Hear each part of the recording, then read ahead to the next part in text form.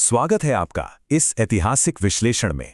आज हम प्राचीन भारत की एक ऐसी खौफनाक और विशाल शक्ति के बारे में बात करने वाले हैं जिसका उदय एक चमकते हुए उल्कापिंड की तरह हुआ और फिर वो उतनी ही तेजी से अचानक गायब भी हो गई।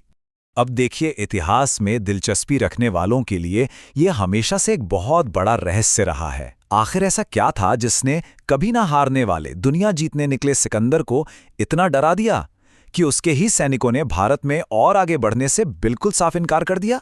तो चलिए सबसे पहले बात करते हैं मगध में उभर रही इस नई शक्ति की। शिशुनाग वंश के खत्म होने के बाद जो नई ताकत पैदा हुई, उसके बिल्कुल केंद्र में एक शख्स था, महापद्मनंद। देखिए, इतिहासकार आज भी इनकी उत्पत्ति पर बहस करते हैं। कुछ स्रोतों में इन्हें नाई का पुत्र या शूद्र मूल का बताया गया है, लेकिन एक बात जो एकदम शीशे की तरह साफ है वो ये कि इस इंसान ने सत्ता पर जो क्षत्रियों का एक पुराना एकाधिकार चला आ रहा था ना, उसे पूरी तरह से तोड़ के रख दिया था। प्राचीन ग्रंथों में इन्हें एक बहुत ही भारी भरकम नाम दिया गया है, सर्वक्षत्रांतक, मतलब सभी क्षत्रियों का नाश करने वाला। और ये सिर्फ कोई नाम नहीं था, ये इनका खौफ था। उन्होंने कोशल, कुरु और समुद्री व्यापार से अमीर हुए कलिंग जैसे शक्तिशाली राज्यों को एक एक करके बहुत ही सिस्टमैटिक तरीके से जीत लिया था। अब आते हैं उस चीज पर जिसने इस साम्राज्य को इतना खौफनाक बनाया, नंद साम्राज्य की विशाल सेना। जरा इन आंकड़ों पर गौर कीजिएगा। 2 लाख पैदल सैनिक, 20,000 घुड़सवार और 2,000 युद्ध रथ। उस जमाने के हिसाब से यह सच में भारतीय इतिहास की सबसे बड़ी स्थायी सेना थी।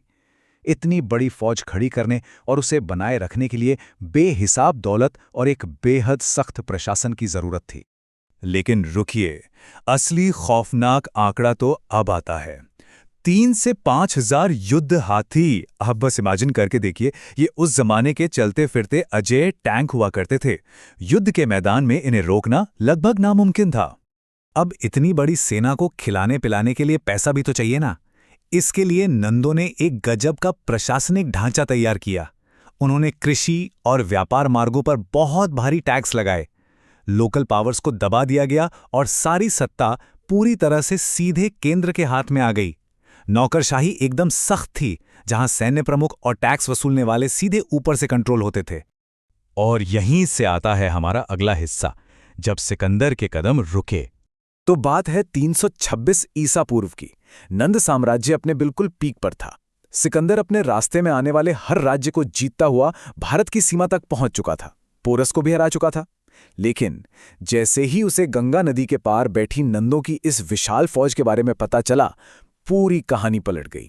यूनानी इतिहासकारों ने खुद ये दर्ज किया है कि अजेय माने जाने वाले यूनानी सैनिक नंदों की विशाल शक्ति और उन हजारों हाथियों के बारे में सुनकर ही इतना घबरा गए थे कि उन्होंने विद्रोह कर दिया, मतलब आगे बढ़ने से ही साफ इनकार कर दिया।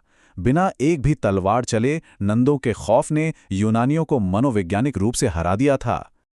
लेकिन हर उठती हुई चीज कभी ना कभी तो गिरती ही है। आइए समझते हैं चाणक्य का अपमान और उनके प्रतिशोध की कहानी। जैसे मैंने पहले कहा था, ये साम्राज्य एक उल्कापिंड की तरह था। सुनहरे दौर के बाद इसमें बहुत ही तेज गिरावट आई, और इसका कारण कोई बाहरी दुश्मन नहीं था, बल्कि अंदर की सड़न थी। जहां संस्थापक महापद्मनंद एक बेहद चतुर और महत्वाकांक्षी नेता थे, वहीं उन्हें विरासत में मिली गद्दी पर बैठने वाला धनानंद, खैर वो बिल्कुल उल्टा था। वो बेहद अहंकारी था और उसके लगाए भारी टैक्स की वजह से जनता में भयंकर गुस्सा उबल रहा था। और फिर हुई इतिहास की वो सबसे बड़ी भूल। राज दरबार में धनानंद ने एक अत्यंत प्रतिभाशाली और स्वाभिमानी रणनीतिकार का सरेआम अपमान कर दिया। जी हां, वो रणनीतिकार और अर्थशास्त्री थे, चाणक्य। इस भारी अपमान ने एक ऐसी आग लगा दी जिसने आगे चलकर सब कुछ भस्म कर दिया। चाणक्य ने उसी वक्त एक ऐतिहासिक कसम खाई, नंदवंश को पूरी तरह से जड़ से उखाड़ फेंकने की कसम। और इतिहास गवाह है, ये कोई खोखली धमकी नहीं थी। और यहीं से शुरुआत होती है हमारे आखिरी पड़ाव की, मौर्य साम्राज्य का उदय। चाणक्य का प्लान एकदम मास्टर क्लास था। उन्होंने धनानंद के अत्याचारी शासन और अपने व्यक्तिगत अपमान को एक हथियार में बदल दिया। उन्होंने चंद्रगुप्त नाम के एक युवा लड़के को ढूंढा, उसे युद्ध और राजनीति की बारीकियां सिखाईं और जनता के गुस्से को एक सही दिशा देकर एक पूरी राजनीतिक क्रांति खड़ी कर दी। एक एक करके बहुत ही कैलकुलेटेड तरीके से चाणक्य और चंद्रगुप्त की इस शानदार जोड़ी ने उस केंद्रीय सत्ता को तोड़ना शुरू किया जिसे कभी हाथियों द्वारा सुरक्षित एक अभेद्य किला माना जाता था, और फाइनली धनानंद को सत्ता से उखाड़ फेंका और मौर्य साम्राज्य की नींव रखी।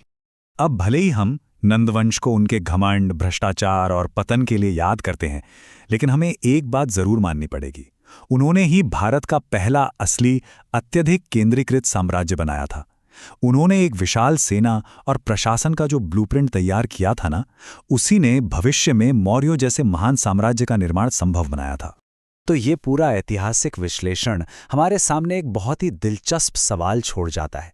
जरा सोचिए, अगर नंदों ने अपनी उस खौफनाक ताकत से पहले ही उत्तर भारत का रास्ता साफ ना किया होता, तो क्या भारत का वो सबसे महान मौर्य साम्राज्य कभी वजूद में आ पाता? क्या वो इतना शक्तिशाली बन पाता? सोचिएगा जरूर इस बारे में।